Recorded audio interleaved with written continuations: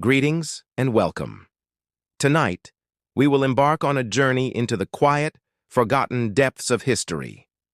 In a time of industrial progress and rapid change, a world existed beneath the earth, a world of darkness, dust, and immense human effort. Settle in and allow your mind to drift as we explore the quiet desperation of a life lived in the shadows. Our focus will be the 19th century coal miner, a figure whose silent, back-breaking work fueled the engines of an age. We will not dwell on sensational battles or grand political triumphs, but on the simple, unrelenting rhythm of daily life. We will uncover the immense dangers they faced, the deep camaraderie they shared, and the stark contrast between their world of darkness and the world of light above ground. So, find a comfortable position. Let the sounds around you fade, and imagine yourself stepping back into a time when a life of hardship was a life of purpose. Imagine yourself on a cold morning, long before the sun has begun its journey across the sky. The air is still, and a damp chill clings to everything. Your day has begun in the quiet of the pre-dawn hours. The walk to the mine is a slow, methodical rhythm, a procession of men and boys bundled against the cold, their footfalls muffled by the soft, damp earth. The landscape around you is not a place of green fields and gentle hills, but of slag heaps and industrial machinery, dark silhouettes against a bruised gray sky. The air is thick with the faint metallic scent of coal dust, a smell that becomes as familiar to you as the scent of your own skin. Your body is already tired. The ache in your back and shoulders from the previous day's labor is a constant companion, a dull thrum that never truly leaves you. This is the baseline of your existence. You arrive at the mouth of the mine, a dark, yawning hole in the side of a hill, and you hear the distant, groaning sounds of the machinery that will take you down. You are not alone. You are part of a community of men who share this quiet, life-threatening work. There is little conversation, for the language of this place is understood without words. The descent is a powerful sensory experience. You are lowered into the earth in a rickety cage, a slow, creaking journey into the deep. The light of the day quickly fades, replaced by the flickering, weak glow of your helmet lamp. The air grows heavier, and the familiar scent of damp rock, coal, and sweat becomes more pronounced. The sense of space, which was so vast above ground, becomes constrained and claustrophobic. You are now within the heart of the earth, a world of compressed silence broken only by the drip of water and the grinding of the machinery. Your working day is a long, grueling stretch of time, often lasting between 10 and 12 hours. Your posture is bent and cramped. The seams of coal you work on are not always tall enough to stand in, and much of your day is spent kneeling or lying on your side in the dust and the dark. Your tools are simple but effective: a pickaxe, a shovel, and the immense strength of your own body. The rhythm of your work is a slow, repetitive motion. The steady swing of the pickaxe, the satisfying crack as it bites into the coal seam, and the rhythmic scrape of the shovel as you load the coal onto a cart. The atmosphere in the mine is a quiet sensory deprivation. The darkness is absolute, a thick, palpable weight that presses in on you. Your helmet lamp provides a small, isolated circle of light, illuminating only the small section of coal face directly in front of you. Beyond that small circle, the world is a blank, formless void. The lack of light creates a feeling of profound isolation, even when you are working alongside other men. Communication is often through quiet shouts or the simple sounds of your tools, as there is little energy for conversation. The air itself is a constant struggle. It is thick with coal dust, a fine black powder that coats your skin, your clothes, and the inside of your lungs. This dust is a slow, methodical poison, a quiet enemy that will, over decades, claim the breath of most men who work this life. Your breathing is shallow and controlled, but the dust finds its way in, leaving a permanent, heavy residue in your chest. And then there is the ever-present danger. Every creak of the wooden support beams, every low rumble from the earth, is a silent warning. The threat of a cave-in is a constant, low-level anxiety that lives in your bones. But there are other, more insidious dangers. The presence of explosive gases known as fire damp is a quiet and invisible threat. One careless spark, one faulty lamp, and the entire section of the mine could be consumed in a devastating, roaring flash of light and heat. It is a constant, low-grade fear that you learn to live with, to ignore, to push down with the physical labor. Your entire day is a testament to the back-breaking nature of this work. You are a human machine, a raw force of energy applied to the extraction of fuel. Your lunch is a simple affair, a small piece of bread and cheese eaten in the dark, your hands too dirty to truly clean. You work until the cart is full, until your muscles scream for a rest, until the long, long hours have finally passed. The journey back to the surface is a slow, tired ascent into the light. The first glimpse of the sky, a pale wash of gray, or a vibrant burst of color from the setting sun, is a moment of quiet, profound relief. You are no longer in the dark, but the darkness has left its mark on you. The coal dust is ingrained in your skin, a permanent reminder of the work you do. You walk home in a quiet procession, your body exhausted, your mind filled with a profound and bone-deep weariness. This is the life of a 19th-century coal miner. A constant struggle against darkness, a quiet endurance of immense physical labor, and a daily gamble with fate. It is a life lived in the shadows, fueling a world of light and progress that most people above ground never fully understood. The constant danger of a gas explosion, a silent and invisible threat, was an ever-present fear in the minds of every 19th-century coal miner. Most of the time, this fear remained just that, a fear.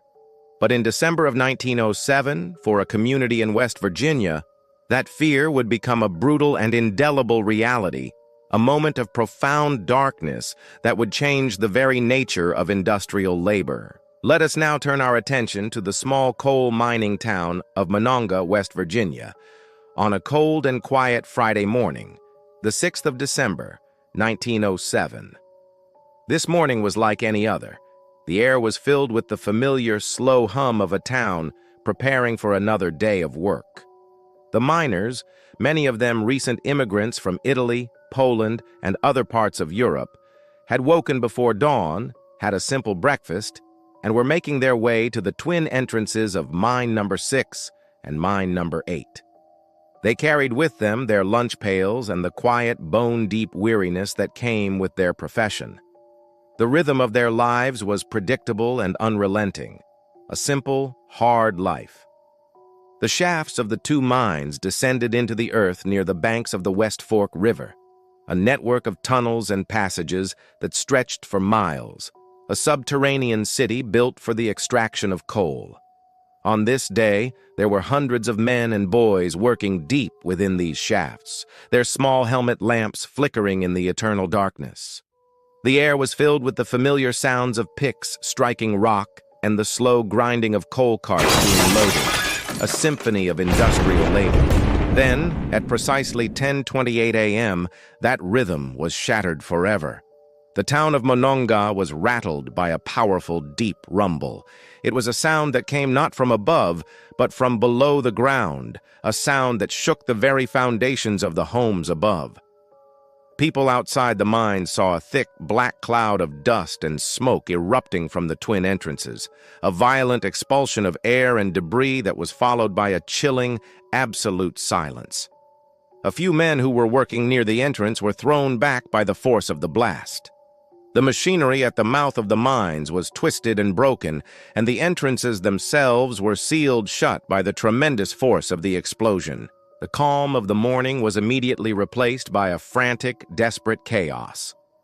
The silence that followed the blast was the most terrifying sound of all, for it spoke of an unspeakable tragedy. Wives and children, who had been going about their morning routines, ran to the mine entrances, their hearts filled with a crushing, immediate dread. The sight of the wreckage and the plume of smoke rising into the cold air was a silent confirmation of their worst fears. The air was no longer filled with the quiet hum of work, but with the quiet murmur of panic and the low sobs of a community in shock. Rescue efforts began almost immediately, but they were hampered by immense obstacles. The explosion had collapsed huge sections of the mine tunnels, and the air within was filled with deadly afterdamp, a poisonous mix of carbon monoxide and other gases. The rescue teams, brave men who understood the dangers, could only venture a short distance into the shattered labyrinth. The work was slow, painstaking, and immensely dangerous. They had to navigate through collapsed tunnels, clear immense piles of rubble, and deal with the ever-present threat of another explosion. For days, the small circles of light from the rescuers' helmets were the only signs of life in the deep darkness. The quiet, patient waiting of the community was a harrowing experience. Families gathered at the pit entrances, their faces etched with a profound and silent grief. They waited, not for a rescue, but for news. The days passed, and it became clear that there would be no survivors. The silence from within the mine was absolute. The hope that had flickered on the first day quickly faded, replaced by a deep and pervasive sorrow. The final death toll of the Monongah disaster was horrific, claiming the lives of hundreds of men and boys, an entire generation of fathers, sons, and brothers. The Monongah mine disaster was the single deadliest industrial accident in American history. In the quiet aftermath, it became a tragic symbol of the immense human cost of the industrial age. The tragedy was not just the loss of life, but the quiet, profound sorrow that settled over the small town. The tragedy of Monongah and others like it would eventually force a change.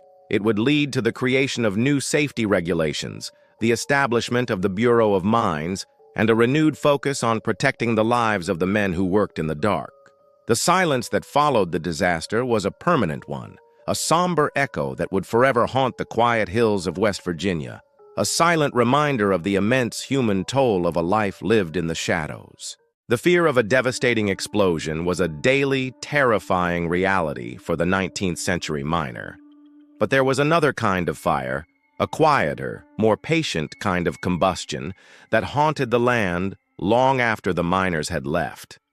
It was a silent, slow-burning enigma, a subterranean force that could smolder for decades, even centuries, leaving behind a strange and desolate landscape. Let us now shift our focus from the sudden, violent moment of the Monongah disaster to the enduring, quiet mystery of coal seam fires. These are not fires that burn with roaring flames and clouds of smoke, but deep, subterranean smoldering. They are a kind of slow geological tragedy, a fire that burns not on the surface of the earth but within its very veins.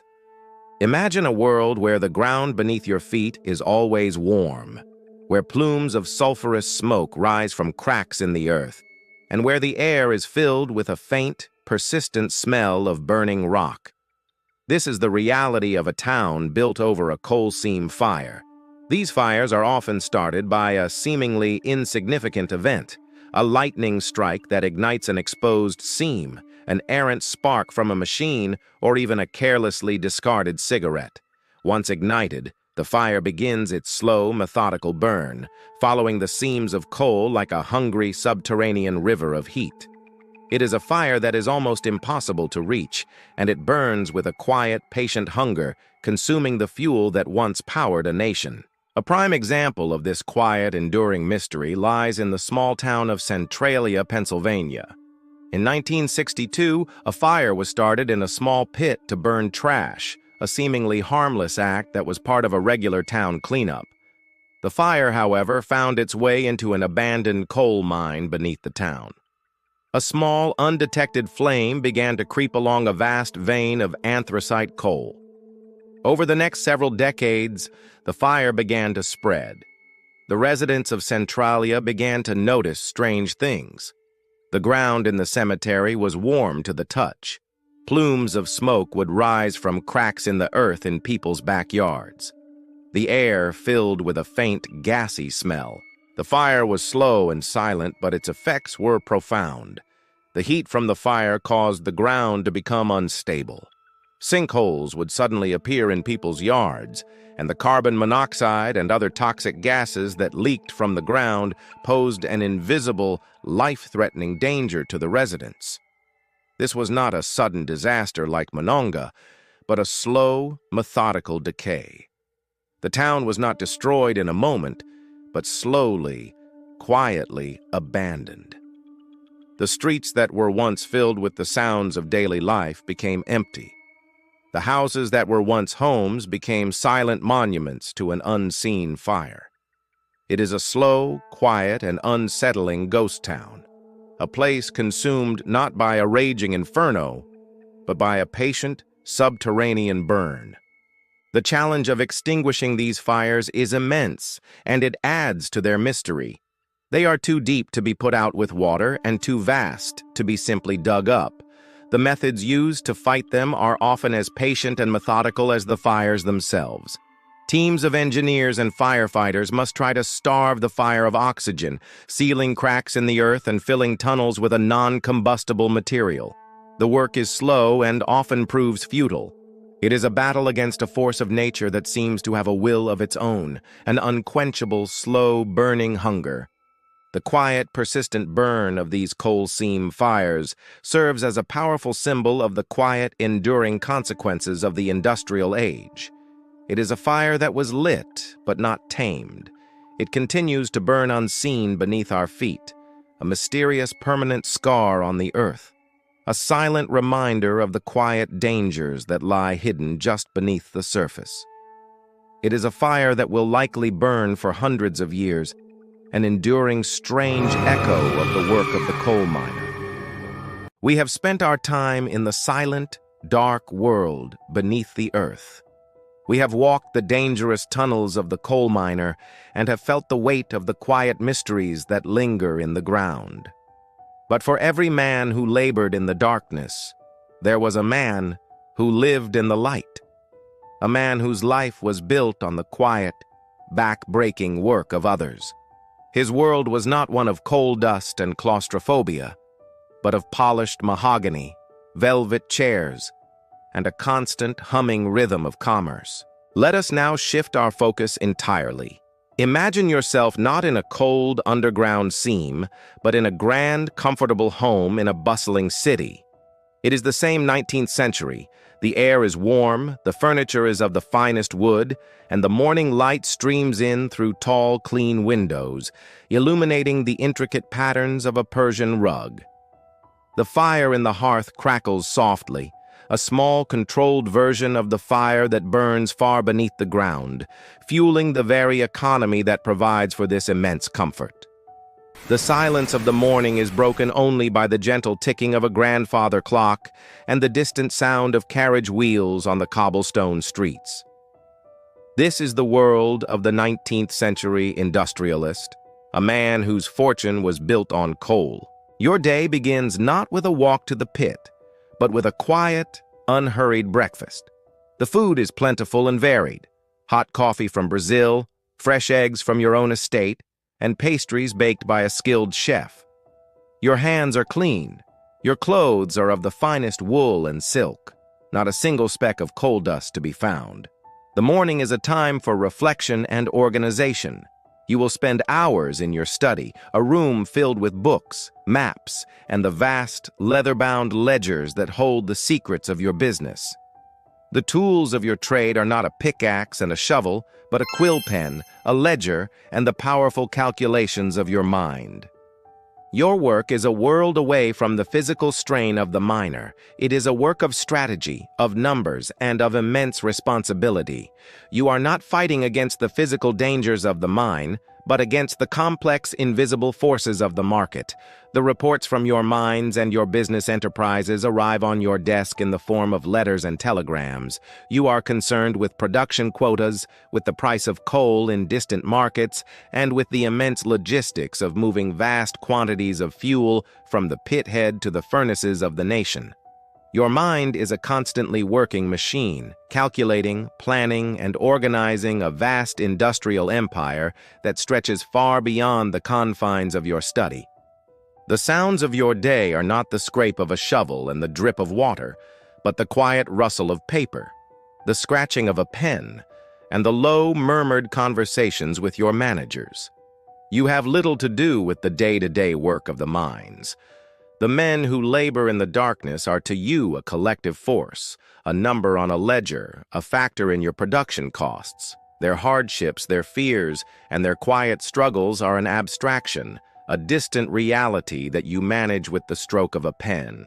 In the evening, the contrast between your world and theirs is even more pronounced. Your dinner is a lavish affair, with multiple courses and fine wines. You sit with other men of your station, discussing not the dangers of a fire-damp explosion, but the politics of the day, the latest inventions, and the immense opportunities that the industrial age has opened up. This is a world of power and influence.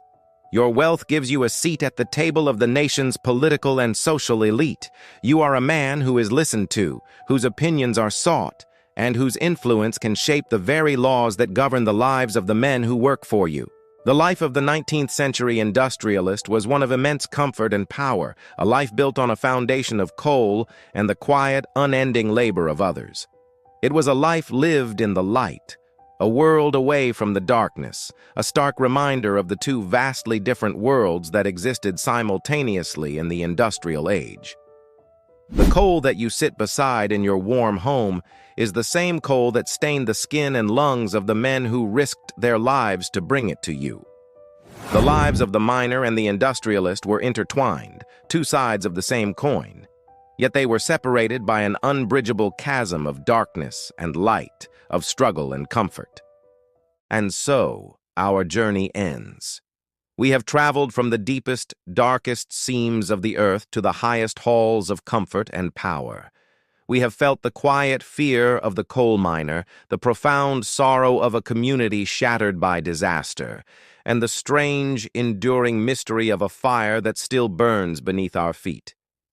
And we have sat in the warmth of a fire in a great house, understanding the complex world of the man whose life was built on that very foundation of coal.